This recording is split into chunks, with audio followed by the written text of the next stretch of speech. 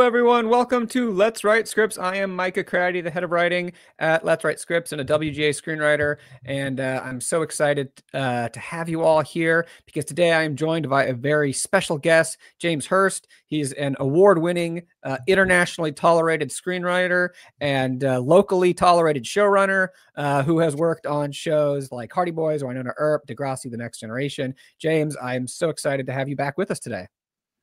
Well, thanks for having me back, Mike. I really enjoyed last time, and I love your gang. I love your squad. What's different this time too is as you know, Mike, because it was your idea, is that we're doing it. This is being beamed to my YouTube channel as well.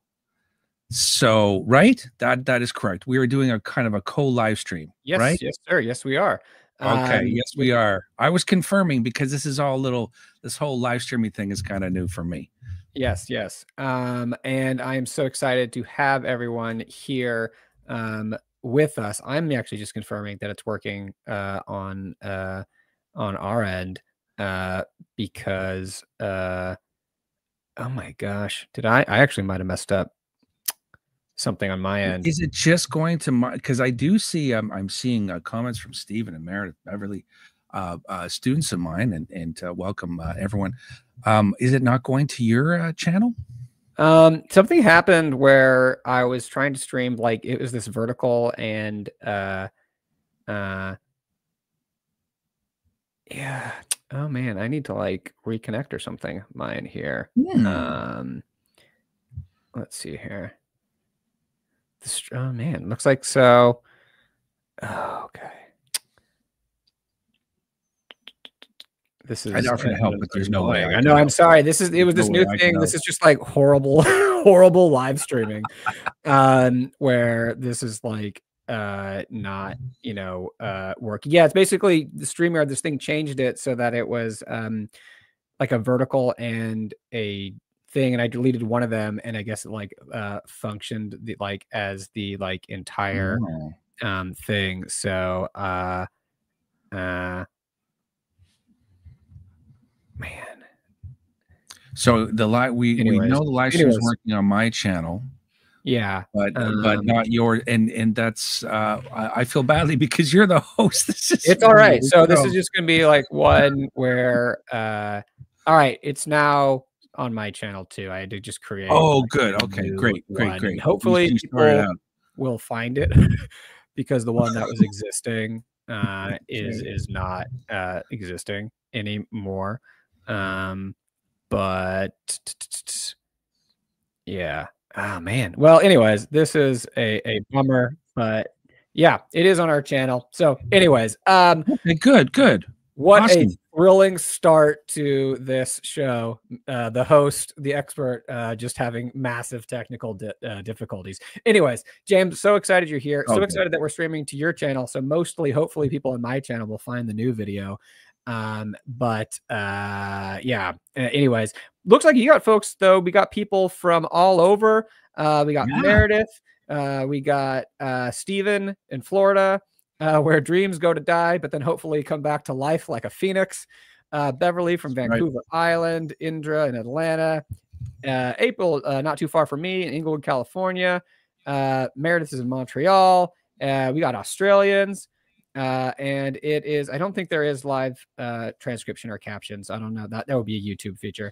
Pam, yeah, they found it. Sorry, some of the Arc Studio people found it. Sorry to the Arc Studio people who found the stream. That was I messed up, and that was my fault. So apologies to that. Anyways, I had to create a new stream for it. But you did on the fly. Well, good for you. Here we are. All right. So people are already saying what they are from, but basically I wanted to know, we're getting started with where are you? What are you writing today? A lot of people are saying what they are, but I want to know what kind of writing project are you working on today? Are you working on a feature, your pilot, short film? If you're new to this and you're kind of wondering what this is, I want to kind of explain it in a second. But we also are going to start with a discussion question, which I want to know, and I'm going to get James's input on this, is what's your best dialogue writing trip? So if you haven't said it yet in the chat, where are you? What are you working on today? And what is your best dialogue writing tip? And as people are like answering those questions, this is Let's Write Scripts. And basically what we do is timed live writing sprints. So James and I are going to chat a little bit here, talk about dialogue a bit, and then we're going to do our first writing sprint. And during that writing sprint, there's going to be a timer up on screen. We'll be muted. We'll shrink off into little boxes on the side of the screen. We can play some groovy, vibey music. And then during those sprints, you just work on whatever it is that you came to be here. These aren't like prompted topic sprints. It's like we're all working on different projects. It's just kind of a time for us to come together and really be focused in on our writing, on our creating. And during the breaks between the sprints, James and I will be answering your questions, your screenwriting questions. We can do some industry questions, but primarily craft questions about your writing. It could be about story issues you're having, characters, scene, dialogue, whatever the kind of stuff is. Happy to to answer those questions. So James, I love to see other people coming in. We got Kansas, Kelly, Laura Lataro, Lataro Martinez from Argentina, also from Argentina. Dee from Dallas. Beverly's working on a Christmas movie. Steven's working on a pilot. April's working on a dramedy, page 85. Kelly's working on a third draft of the feature. Beverly's got a dialogue writing tip here. Listen to people on the bus and in stores. Pay attention to how they talk. I think that's good one, Beverly. A great one. James, I would love to know though, what is your best dialogue writing tip, or I don't know, tips in general, however you interpret this, when it comes to writing great dialogue? What kind of advice do you have to share with people? Well, thanks for asking. I do think what Beverly suggested is good, which is listening to people, because I think that helps you kind of create a voice print for different characters. Because one of the main problems you see, even with experienced writers sometimes, is the tendency that all the characters sound the same.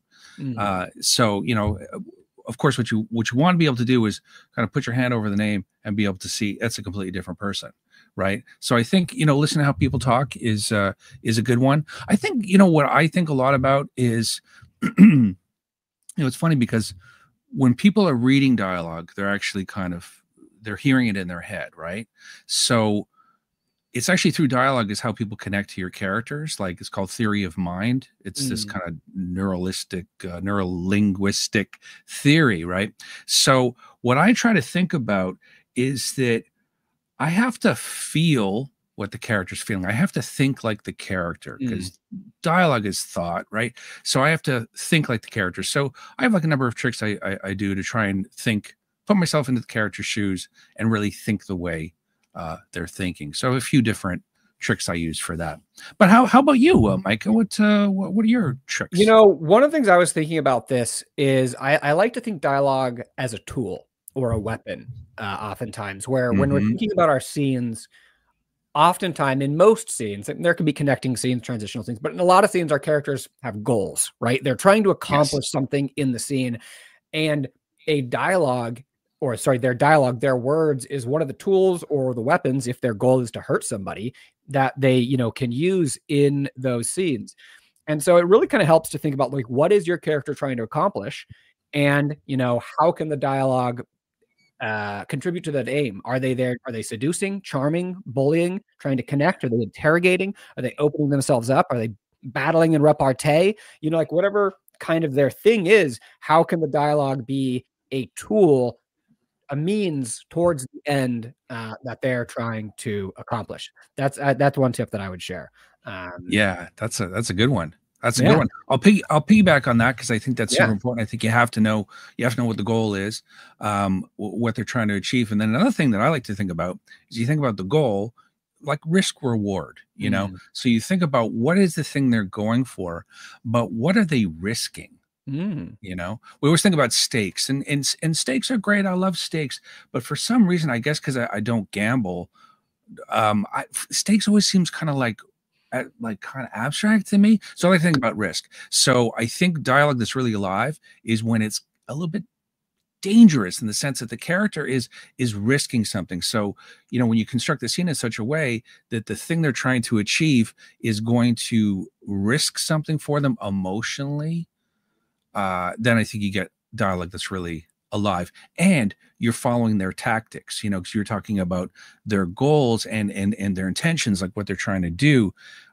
someone who's also playing offense and defense at the same time is going to have really interesting tactics and be really interesting to listen to, right? One of the things I really love about that also is that it picks up on the idea that like dialogue is relational. Like we oftentimes kind of think of the characters individually, you know, in some sense. Where it's like this person has this voice, this person has this voice, but like it is a back and forth.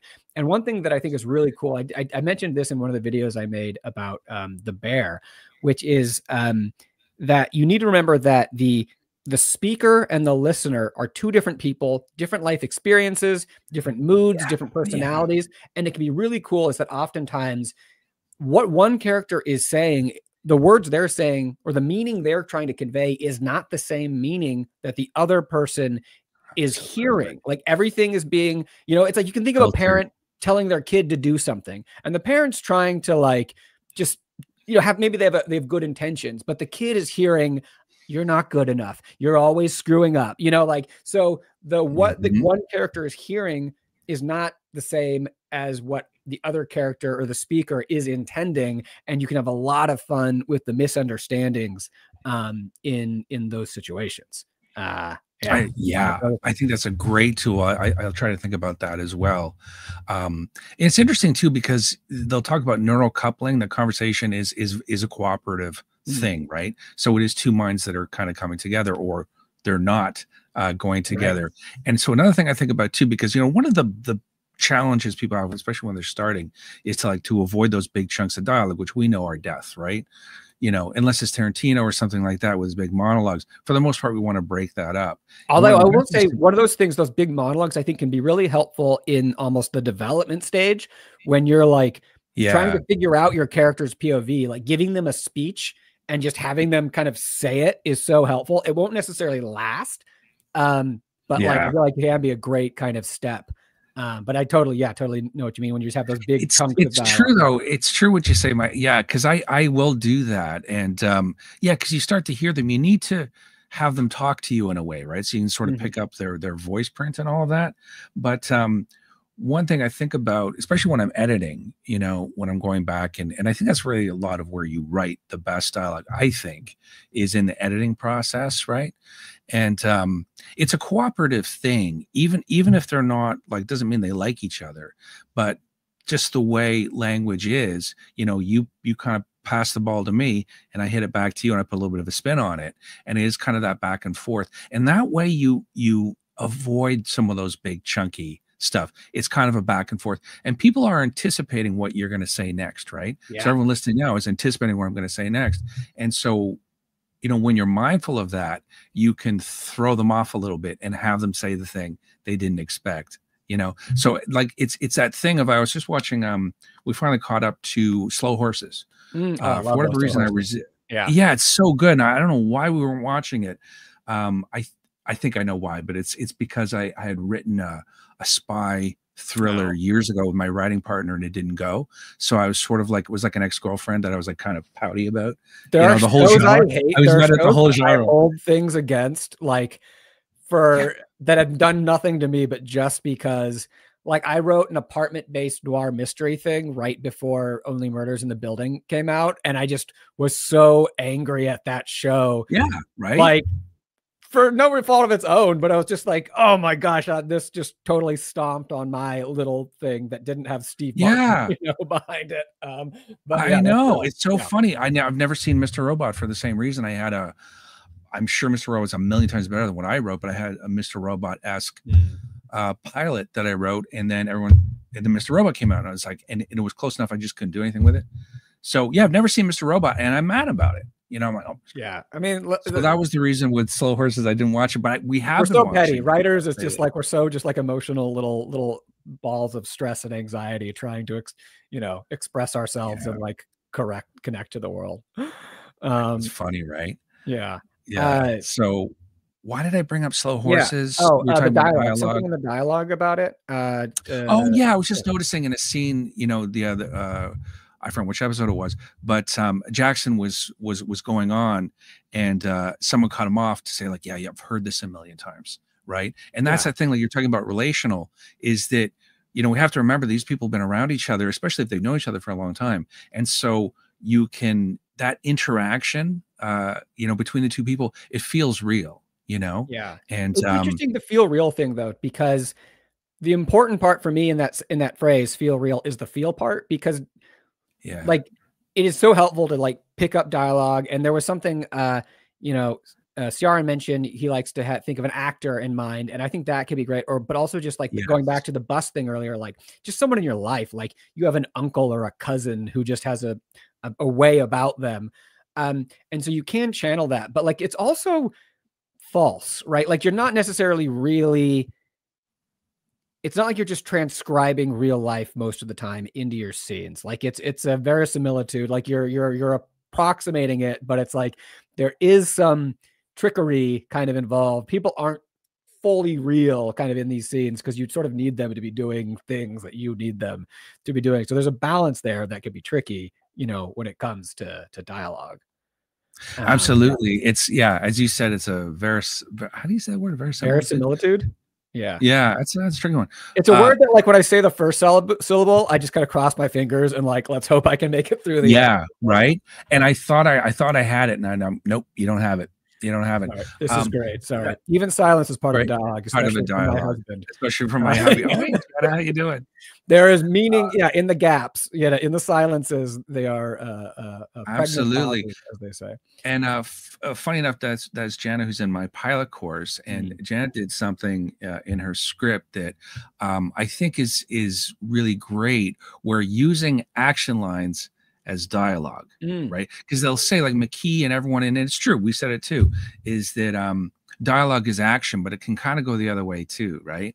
So, like, for example, in Jana's script, she had the couple are kind of arguing, and she's looking for a mug, and she used this moment where the character opened the dishwasher, looked in the top rack, looked for the mug, and paused, and it just went in perfectly with the dialogue, and that action said something. You know what I mean? So silences say something, but also action as well, behavior. And the opposite of that. I think that's so true, because it's also like or not the opposite of that, but I think that leads to another thing where, in the sense that, why words, right? Because so much of storytelling is cinematic, is visual, right? Like you don't necessarily need words to convey that you're angry, that you're sad, that you're disappointed in someone. So it's kind of like, when you're thinking about, like, okay, then what's the dialogue on top of that? What nuance or shading or what's something new? Yeah, you're bringing to it that the dialogue can be adding. Because it's like, you look angry and you say, I'm angry. Okay, you reinforced it. It's not bad, but it's not the best. But if you can look angry and use the dialogue to twist that, to surprise, to add something new, then you're cooking, really. Exactly. So, yeah. You got those two layers going on. I saw Stephen, who's one of my students as well, brought up a really good one. Is that rarely answer the question asked, right? Is a really good one. And it's funny, I can't remember the exact moment, but it was a long time ago when I realized that, oh yeah, not to make your characters dicks, but in a way, it's like every time they answer a question or give information, they're giving up something. That's how I see it, right? Which is certainly not how I go through life. I'm a bit of an open book. I mean, I tell everybody everything, got too much information. So it was like a real adjustment. It's not how I am. But when I got almost kind of stingy with that, I noticed in Slow Horses too, there was a moment where Jackson was asked a question that he really should have answered, but he didn't. And I was like, yeah, because the writer's like, no, he doesn't have to. So unless it's absolutely necessary, hold that information in. And he's always him. Like the character being a dick thing.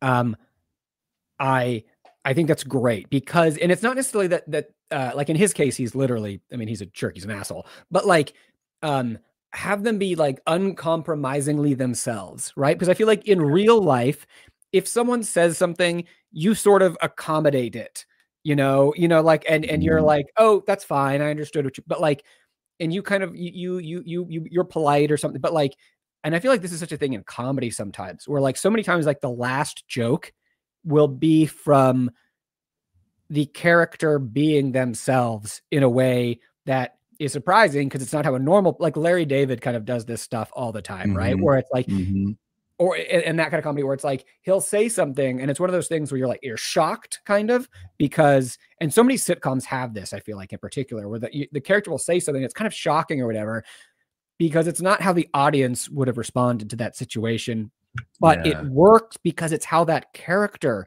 would have responded to the situation. So like keeping in mind that your characters are always themselves. They're never you.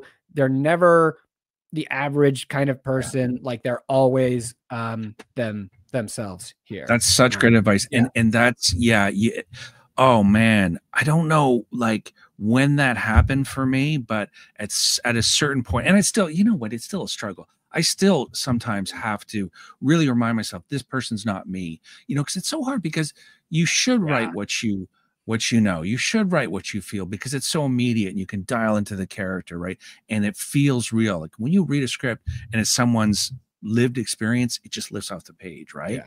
Yeah. But then the really hard part of that is that when you over-identify with the character, then you start defending them and you start protecting them, right? And you can't do that, right? You have to push your character out there. You have to let them be an asshole, and you have to see the world. I think sometimes what happens, I think especially maybe for more emerging writers, is that when they over-identify with their hero or their protagonist, they tend to make that person really passive, because if you think about it, you know, you're in here and I'm surrounded by crazy people. None of you people, you're all awesome. I love everyone here is awesome. But all the rest of them who aren't here are crazy, right? That's how I see the world. And I see them as acting on me, right? So I don't see myself as a terribly active person, because I'm me. I don't see myself. So I think that's another thing that happens. You get very passive heroes because the person's just letting it come to them all the time, as opposed to, like, sometimes you want to say, sometimes I do say, make the secondary character, you know, the one who's full of life and got all the great lines and is so interesting and well-defined, make them the hero, because this hero is kind of just a stiff, right? Yeah, if your character is an island of reasonableness in a raging sea of insanity, like that's not like, I mean, that's been done. Like there are a lot of shows where you have that kind of thing, but like it's something to look at, you know, and be like, okay, well, can he or she can they be doing something more? I love this. I just want to run a couple quick things people share in the chat before we get into the first writing sprint, because we could talk about this all day. I like Dr. Steve here saying that in the first draft, I have the dialogue tell me the whole story, and final draft, all that should be replaced by only what the character would say in their unique voice. I think that's thinking a bit draft by draft.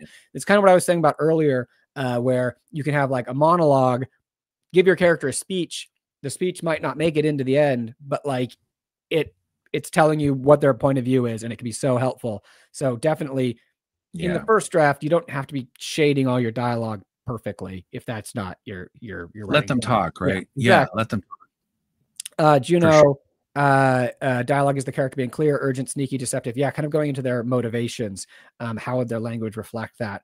I love that. Amanda reminding us to read the dialogue out loud and make sure it sounds like a human being, which is a fantastic piece of advice. Kelly just throwing in, also wrote an apartment-based noir and is mad at Steve Martin like I did. Kelly, mine was also based in LA too. So we both wrote LA-based apartment noirs that were trampled by Steve Martin. So we share a nemesis. And also the elephant in the room here. What's not being said is an elephant in the room. Great to increase tension. Love it. Yeah. Great advice. All right. I love the spirit here. This is all great. Man, this is awesome. So, but I feel like we should take this energy that we're all feeling here, this vibe, and channel it into our writing. So we're going to do our first writing sprint.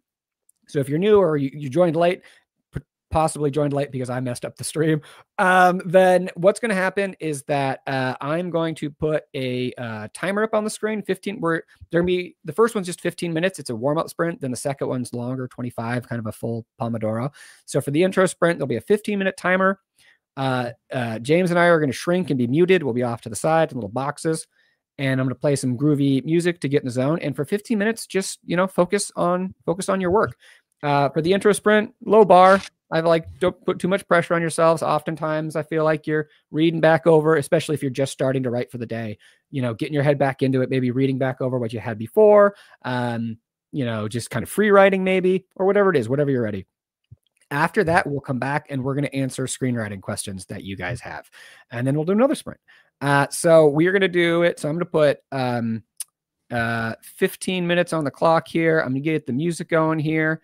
And I'm going to slow my voice down a little bit because the music's pretty chill. And I don't want to have that sudden gear shift. This is kind of the spacey, getting our heads in the game. So, James, you ready to do some writing? I'm ready. All right. Let's do it. 15 minutes on the clock. Here we go.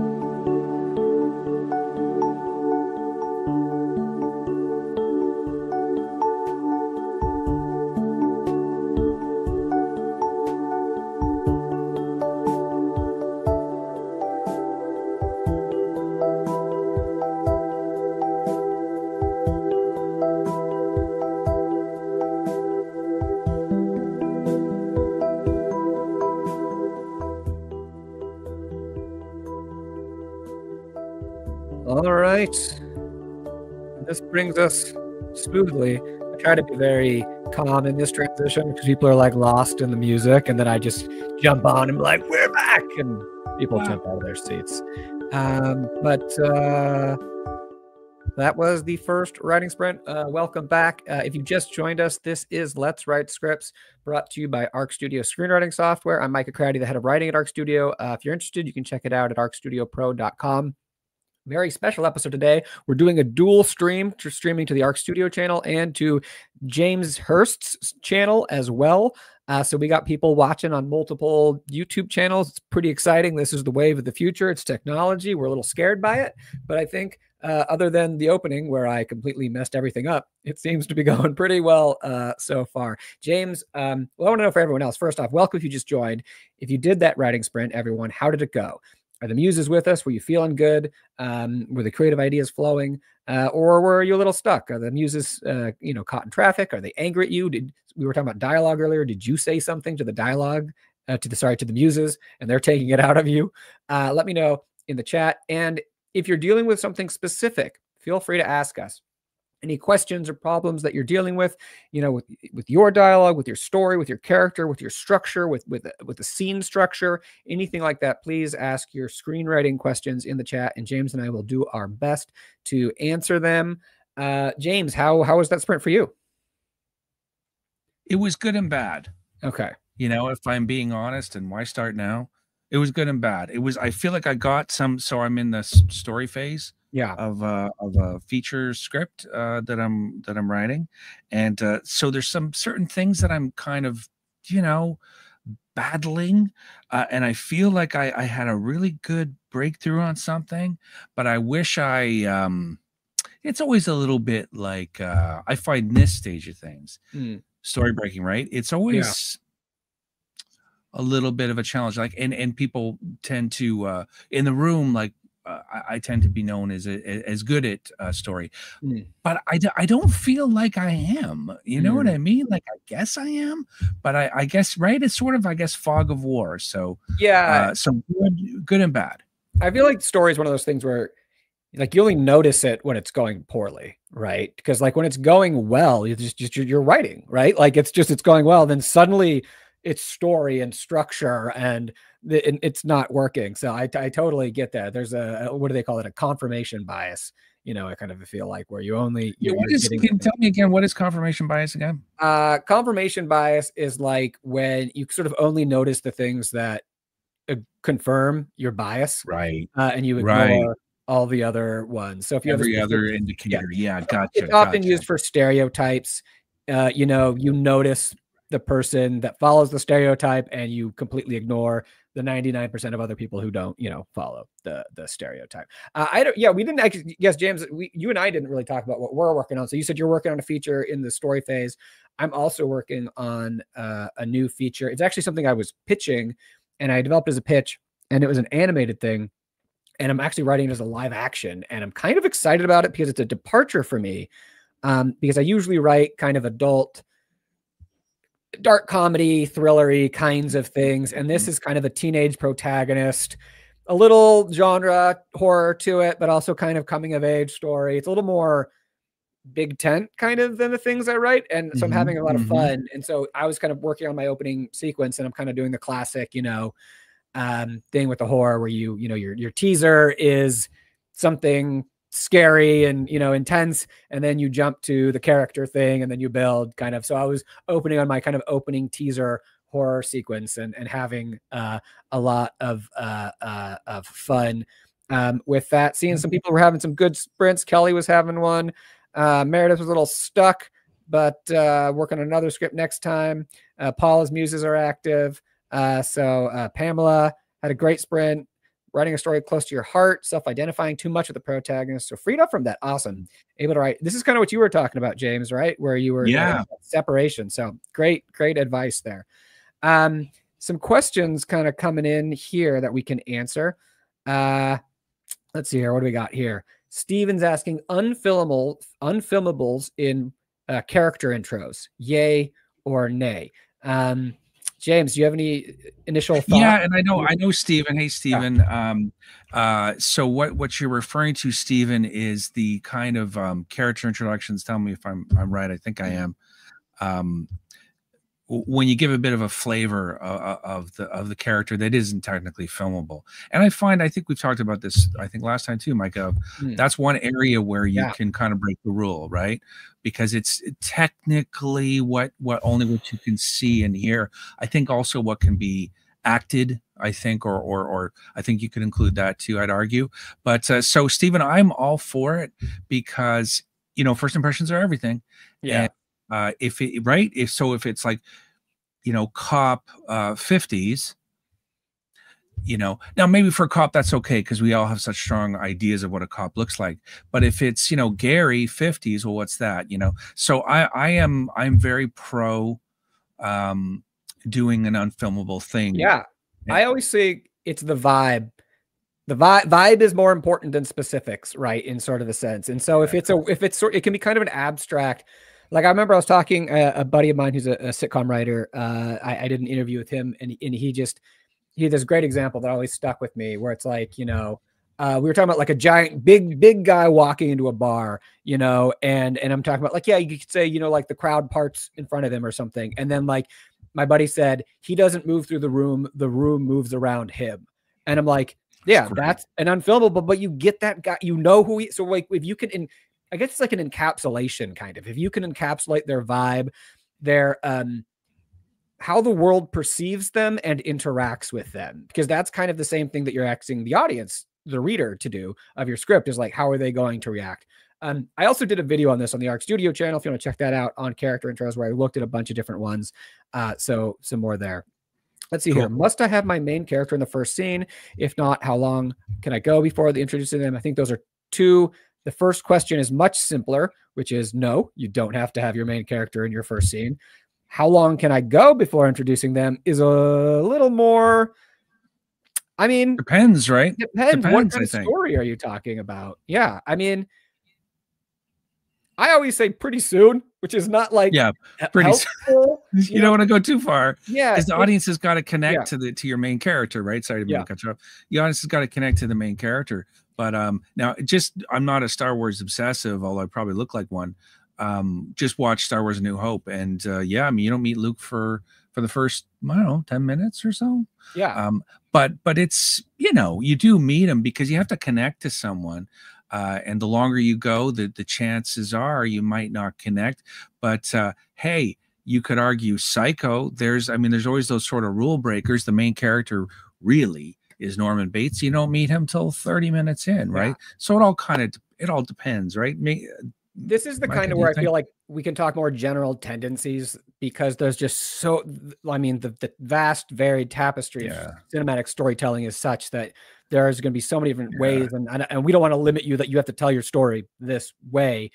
Generally, if it's not the first sequence, though, it's usually the second sequence. You know, oftentimes, like we're talking about in horror movies, the first sequence doesn't have the protagonist. The first sequence like Scream, right? It's Drew Barrymore in Scream, The first sequence is someone getting killed who then isn't necessarily part of it. And then you meet the protagonist. So early, but doesn't have to be there. Let's see here. Curious if folks use Notion for screenwriting and organizing notes. Any template recommendations? I think using like software. I mean, one, there's the classic, just you can use note cards, just like pin them to a wall. Two, I will do an Arc Studio plug where Arc Studio has the plot board where you can do digital note index cards and drag and drop them around, and it works really well. Any other, James, kind of organizational techniques or tools that you use in terms of figuring out your in terms of I'm thinking structure, I guess story structure kind of is how I'm beats and things like that. I mean, funny enough, I was just I mean, it's real old school. I mean, there's not a lot of room there. So but so I'll start there, and then go to cards, Or I do miss having big whiteboards. You know, I used to love on Degrassi a million years ago, but we had a whole room full of whiteboards, and that was great, right? I loved I love being able to look at the whole thing. But I use index cards. I do want to start getting used to using beats like Arc Studio Pro, which I have been using, and I do quite like actually. Not a plug, but I do think it's quite good. And Final Draft also has a beat board, so I'm trying to get myself to use it. But I do find, you know, you may have, well, I'm sure, don't know why anyone would notice, but at this stage of the game, I tend to be more pen to paper. Don't know why. It's like probably the only time I really use a notepad is for this kind of thing, or for taking notes during a meeting. I find the more that I overwhelmed I feel, the more I'm drawn back to the pen and paper. Like, and I'll often do that for my free writing. Sometimes I'll return to it where I'm just like, I need to go away from sort of the infinite power and possibility of the computer and just be, you know, with my pen and my notepad. Yeah. All right. Juliet asks, my feedback says to have characters be more reactive. Other than sarcasm and weirdness, how else can I do this? That's interesting. I feel like often the it's generally not thing is to be more proactive.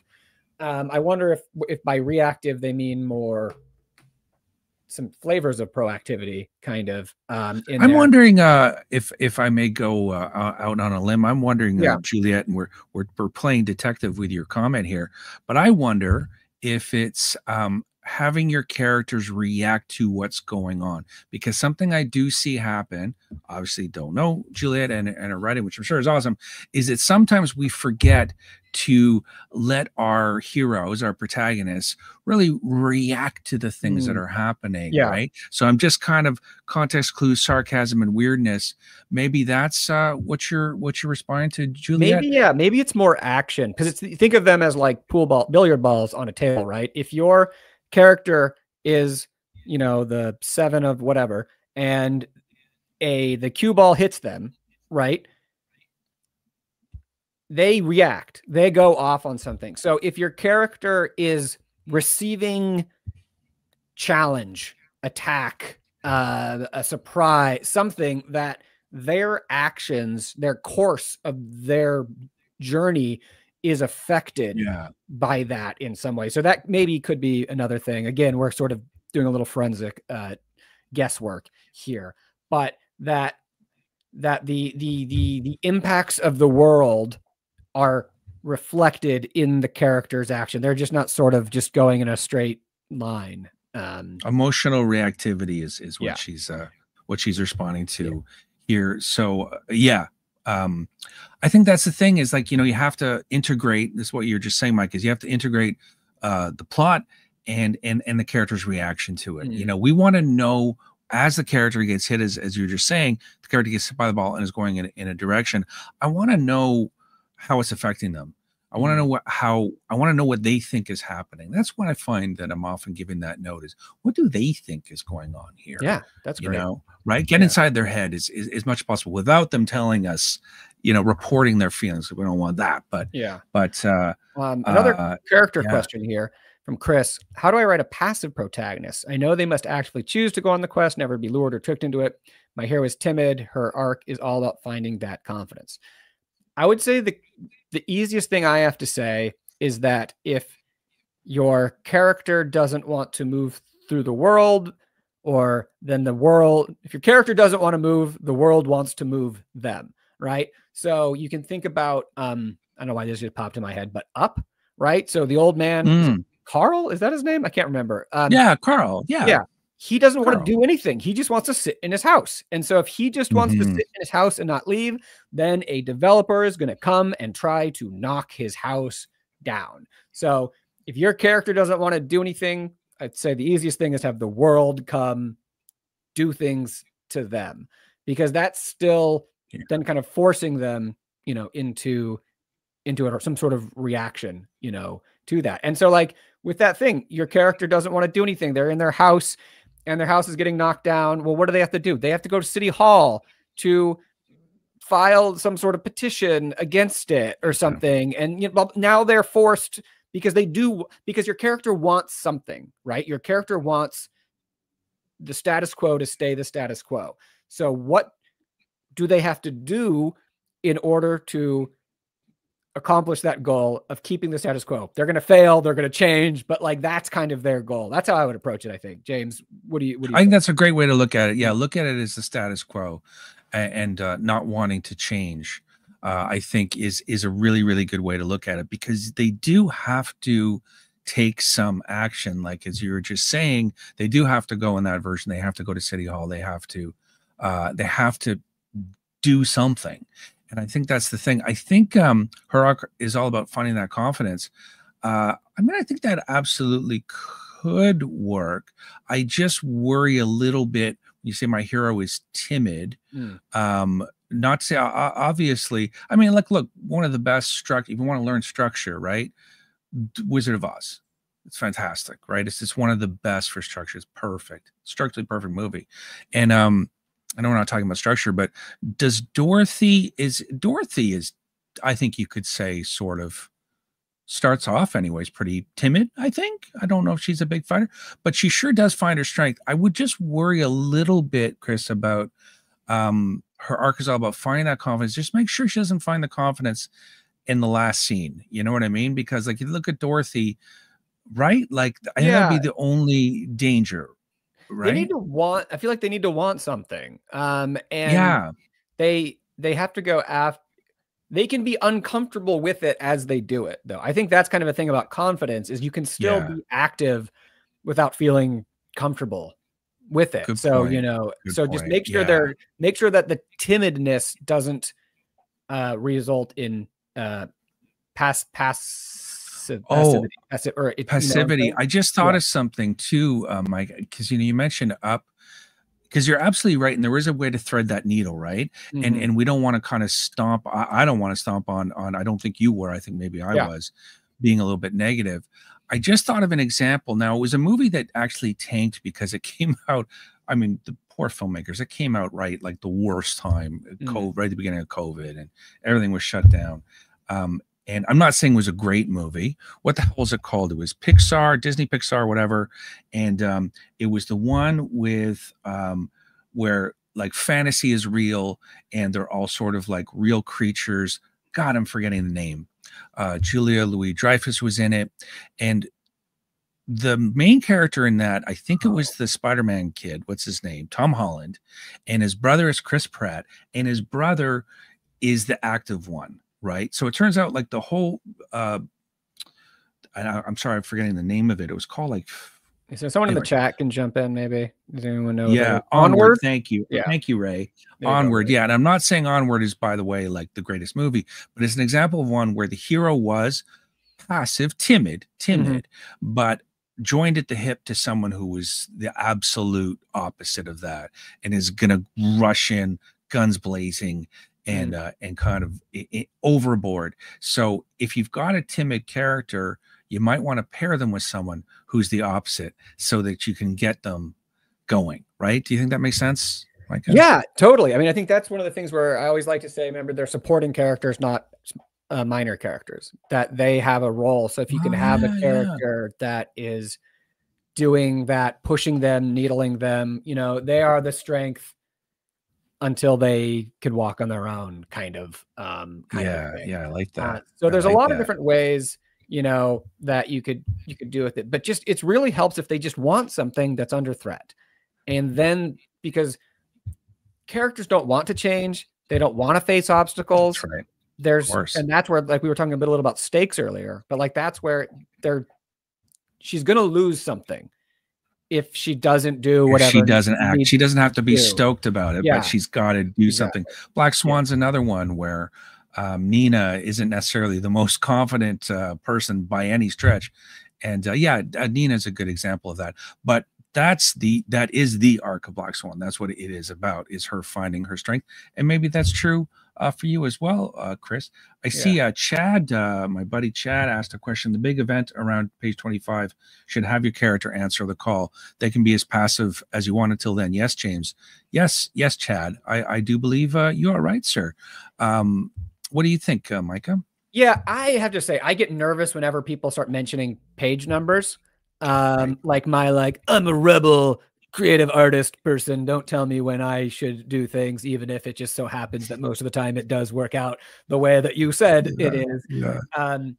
So I don't, again, there's lots of different ways to tell a story, but like, yeah, your character oftentimes is going on a journey at some point, which means they weren't going on a journey. They have a status quo that is then broken and set.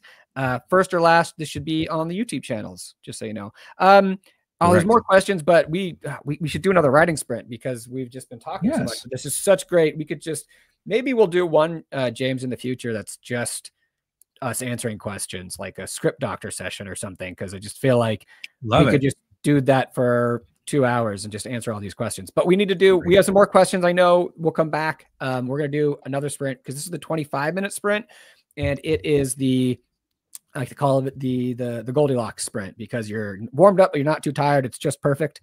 So I'm going to put 25 minutes on the clock. I'm going to play some more music. James and I are going to shrink again off to the sides. Don't worry. In real life, we're fine. It's only our images that are shrinking. We'll be muted. And then after 25 minutes, we'll come back. We'll answer some more questions. I'm going to show the sandwich of the week, which if you're new and you're wondering why does he keep talking about sandwiches, you'll see. You'll see. It's a thing. It's a thing I do. But here we go. Where's the music here? 25 minutes on the clock. James, ready to jump back into it? Yes, sir. Let's do it.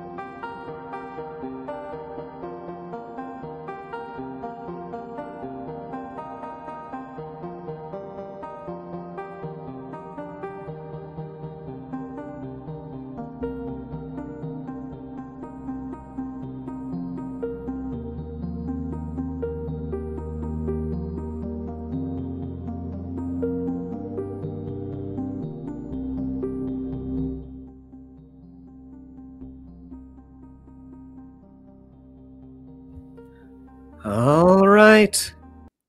That brings us to the end of the second writing sprint here on Let's Write Scripts for Wednesday, November 19th. I am once again Micah Cratty, the head of writing at Arc Studio Screenwriting, the best screenwriting software in the world, I think. And you can check it out at arcstudiopro.com to start writing your script for free, or Google it. And joined by the international sensation, James Hurst, the great northern threat. I don't know what to say there. The Canadian with the... what do you say about Canadians? They're very polite. We're too nice. No, we're too polite. Actually, someone was saying the other day that the thing is about Canadians is that we're not nice. We're just polite. You know, I think it seems like we're really not that nice. Very polite though. Yeah, in the U.S. we call that Midwest nice, which I think the Midwest is the part of Canada that's most, or the U.S. the Midwest part of the U.S. that's most Canadian. You know what I was thinking? Having spent time a little bit of time in Minnesota, I think Minnesota is very Canada. I don't know if Minnesotans feel good about that, but I feel very at home. I felt very at home there. It makes sense. They're geographically, you know, geographically, it's cold. All that stuff. It's cold. It's north. It's exactly. And you all of it's what is it, 90% of Canada's population is within 10 miles of the U.S. border. I made up that stat, but it's something like that. We're sounds right. Yeah. So you're basically Minnesotans anyways, is my point. I want to know, everyone who did that writing sprint, how did it go? If you were struggling with the first writing sprint, did things pick up in the second one? If you're doing well in the first writing sprint, did the second one take a nosedive? And again, I think we could probably answer a few more questions. We are running late. James, how are you doing on time? When do you need to jet? Are you doing all right to chat? I'm doing good. All right, great. Cool. We have some more questions from earlier that I want to get into. James, maybe you can take first crack on this. What are both of your approaches to writing the midpoint event? I'm having trouble because I'm doubting whether my midpoint choice is interesting enough. What do you think, James? Midpoints? I'm all about midpoints. I think they're so important. I think particularly in a pilot, just being the kind of nature of a pilot, but I'm sure features as well. I think midpoints, and Pamela, you might be asking a plot question, but I think the most important thing for the midpoint is the character. For me, it's such an important moment for the character to commit and say, I'm in this now. I always like to think of Act 2 as they can kind of split it in half. I guess you can with the midpoint. And so it's very helpful for me because Act 2 is so long, right, in a feature.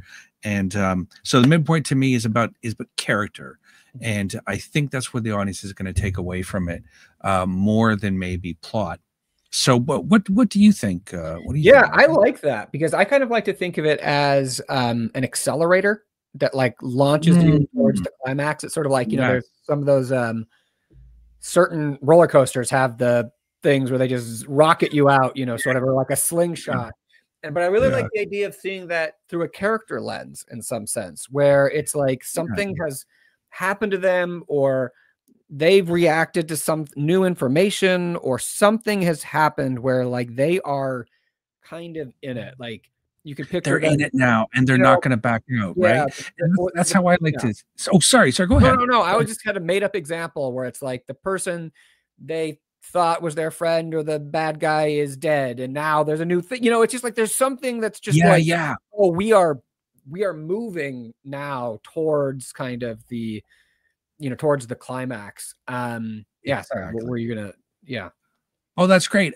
It is funny enough, if there is a big secret, it is often where you might reveal it. Maybe not the big secret like Sixth Sense, but my friend is actually a traitor or something like that is a good place to do it, because it's that emotion is what we're looking for, right? Is that the character is, I always like to see it as in the first half, the hero would never, but they could walk away. They'd never do it, but they could, and then at the midpoint, they're like, no, I'm in it all the way now, emotionally, not plot, but emotion wise, I think is how I like to look at it. So I think it's super important.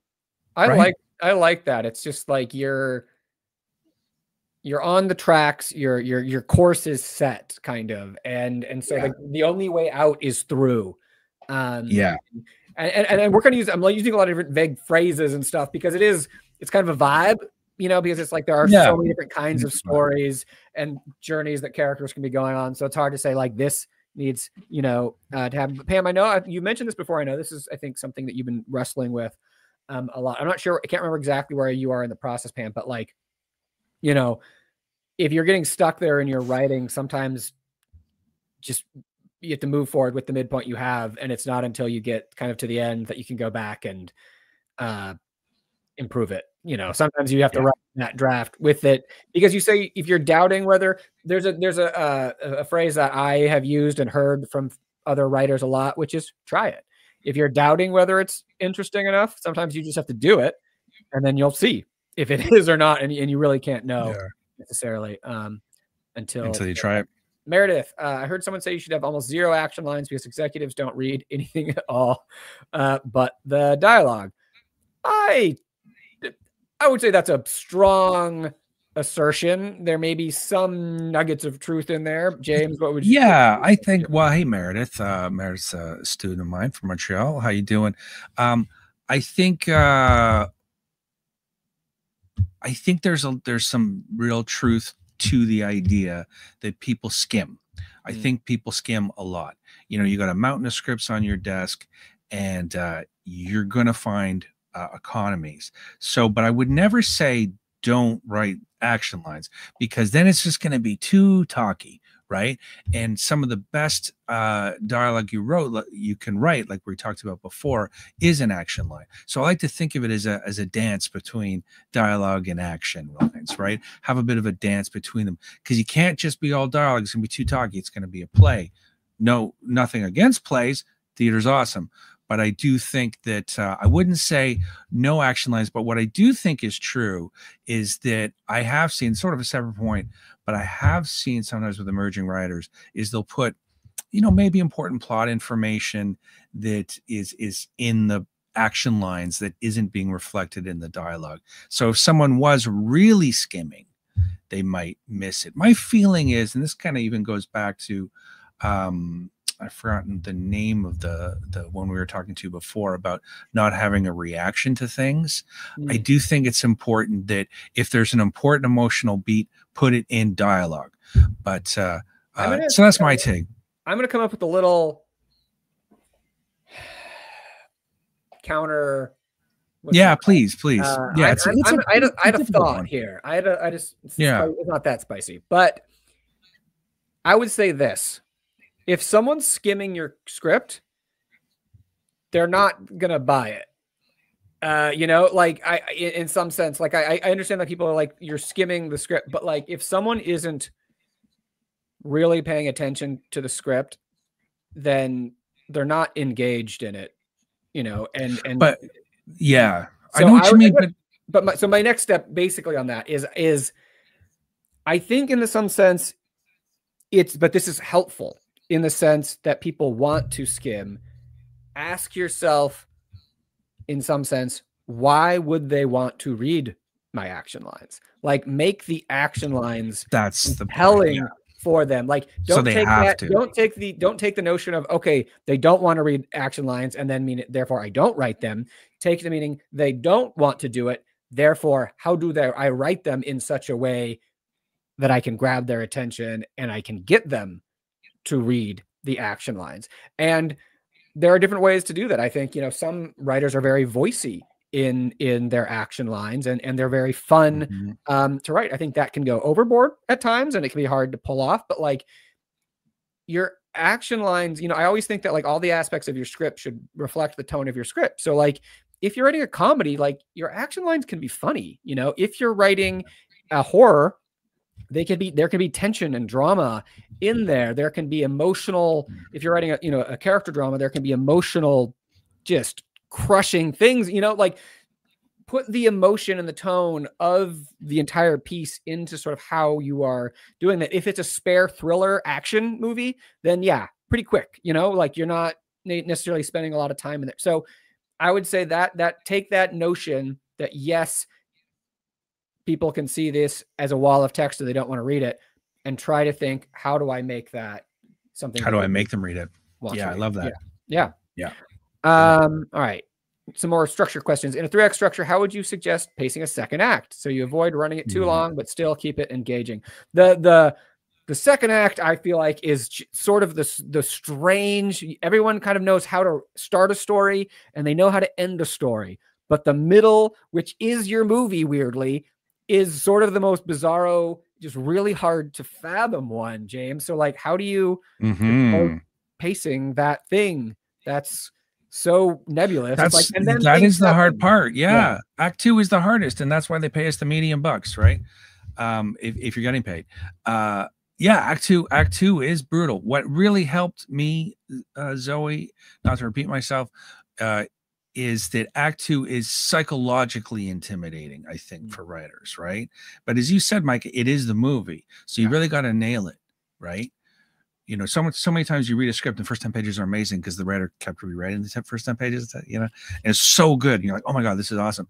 And then Act 2 maybe falters, and is super normal too, by the way. Act 2s are death. Act 2s are the hardest things in the world. Super helpful for me. It really helped me. The midpoint we were talking about before is to see Act 2 and really kind of split it in half. Yeah. Right. And then kind of give a flavor to each act. And then that way it doesn't become this massive thing that's just sort of unwieldy. But I know Sid Field also talks about pinches. So he puts those pinches in the middle as well, which I think people do as well. But that's my take. What do you think, Micah? I think, going back to the midpoint really helps, because I feel like if you can make the second half a different flavor, a different speed, a different world, oftentimes, then that really helps break it up. I feel like I feel more and more writers kind of talking about Act 2A and 2B, kind of, you know, because it is just kind of Act 2 is it's too big. It's not all the same thing, and sort of like kind of lumping it all together kind of makes it overwhelming. Yeah. And, you know, you have kind of think about, you know, oftentimes you have the fun and games kind of portion at the front, and then it's not a game anymore portion in the back half. And that's like one way maybe kind of to think of it. But again, that might not apply to every script, but just kind of as a general way of thinking about it. I also just want to share this because I know people, you see, if you're watching on James' his channel, you see the kind of the comments, I think, from James, that audience. And if you're watching it on ours, watch it. PJ over here in the Arc Studio channel is working on a thing where he was in Navajo land with a ranger, and he saw a skinwalker. And I just want to like highlight this out because it's one of the most kind of just bizarre things that I've seen. But PJ just loved this, where I just need to share. Everyone needs to just see this. Because I'm going back and hey, PJ. He basically went out with the ranger, filmed the whole thing. He saw a skinwalker in the woods or the land in the nature, but the camera wasn't pointed with it. You know, the camera didn't see it. So I'm like, okay. So his question was, how do you kind of deal with this if the camera didn't see it? And I'm like, well, you have to show the reactions. Kind of, you have to show it through how it affected people. But then he just says, and I asked about how it lingers with them, and he says, how it lingers with me personally, I feel crazy when I tell people I saw a kangaroo the size of a car running at a speed I cannot explain. And that's just one of the more insane things I've heard on Let's Write Scripts, and I just wanted to make sure everyone saw that. PJ, that's crazy that you saw that out there. That's quite weird, I would say, PJ. Yeah, very on brand. I just want so weird with PJ. There we go. All right. I also just want to say here, because we're kind of getting late here. Next week, if you're new to Let's Write Scripts, this happens almost every Wednesday on the Arc Studio Screenwriting channel at Arc Studio Screenwriting. Every Wednesday at 1 p.m. Pacific, you're free just to show up at 1 p.m. or anytime there and join. Next week, I won't be doing it because of Thanksgiving, or American Thanksgiving, down here for our Canadian friends. But after that, it's basically every week. And so please feel free to show up. And then James, you have something coming up as well. Right? Oh, thank you. Thank you for the plug. I feel like I'm on TV. Yes, I'm doing a webinar this Saturday. I'm going to drop the comment here. And I know some of you have already signed up for it. I'm doing a webinar this Saturday all about dialogue, because I'm very passionate about dialogue, and have some thoughts and some tools that I want to share with you all. So you can head there to sign up for it. And it is a one-time only thing. I'm not going to do it again, which sounds like very final. Like I'm kind of mad at it, but that is not the plan. So go check it out. It's quite affordable. It's only $27. And it's an opportunity for me to talk about something I'm super passionate about. which is writing real dialogue, writing dialogue that, and we were talking about it before, Micah, you know, real dialogue shouldn't sound real, but it should feel real. So how do you do that? So I've got 5 tools, and really the idea is that it's like, how can you, if you've ever written dialogue or written a scene, I think we all have, and gone, oh my God, who wrote this? This is terrible. What can you do about it? So I'm offering 5 tools to rescue that dialogue and bring it to life. So cool. Thank you for James that. Hurst.com/stop fake dialogue on the screen. Awesome. And now, of course, I promised that we would show the sandwich of the week. Oh, this is the sandwich of the week. This is a salmon, actually, sandwich on ciabatta. I like this angle. So we have air fried salmon, cheddar, greens, pickle, tomato, mustard, and a mayo on this just beautiful ciabatta. And if people are wondering why am I showing a sandwich, it's something we do here on Let's Write Scripts, where I just show the best looking sandwich that I made this week. This one was also delicious. There's something with pickle and salmon together, that dill and the mayo that just really pops. And so this is the sandwich of the week. And just to give people like a flavor of some of the other sandwiches of the week, this was a beauty one that I did recently that just kind of was a masterpiece. This was a sesame bagel with egg and turkey, and just really was just a beauty. So just a little sample of if you come back to Let's Write Scripts, you get a little sandwich comment. Although I'm kind of been doing sandwiches for a while and might retire them soon or put them on take hiatus, as they say. Well, you can't. I'm not going to let you. It's hard just to like every week have to come up with a sandwich that, like, you know, it's. Oh my God. Well, God bless you. Yeah. I mean, I know now I'm starving. That's why I said tend to wait till near the end to show the sandwich of the week. James, do you have time to do a 15-minute sprint here at the end to close things off? Should we do that? Yeah. All right, guys, we're going to do this. I know we have gone. Sorry, Pamela does not want me to hiatus the sandwich of the week. Your peanut butter and banana. I've never done a peanut butter and banana sandwich here. We're going to do one short little sprint. We've kind of gone long because we've just so much great discussion, which is just fantastic. So if you have to leave, that's fine. This is a kind of show up and leave whenever you want to, kind of a thing. But say farewell in the chat and let us know how it went. Again, in 2 weeks, I'll be doing this again. I do it every week, but it's off next week. You can go to the Arc Studio channel at Arc Studio Screenwriting. You can also RSVP for the next time at arcstudiopro.com/events right there. Yeah, please check out James his dialogue event again, which one more time is at James A. Hurst /Stop Fake Dialogue. That is all our plugs and announcements. We're going to do one last sprint. So I know you're tired, your brains are frazzled, but let's try to like focus in and just get 15 more minutes of writing done before we go on our separate ways. So 15 minutes on the clock to keep us company. Here we go.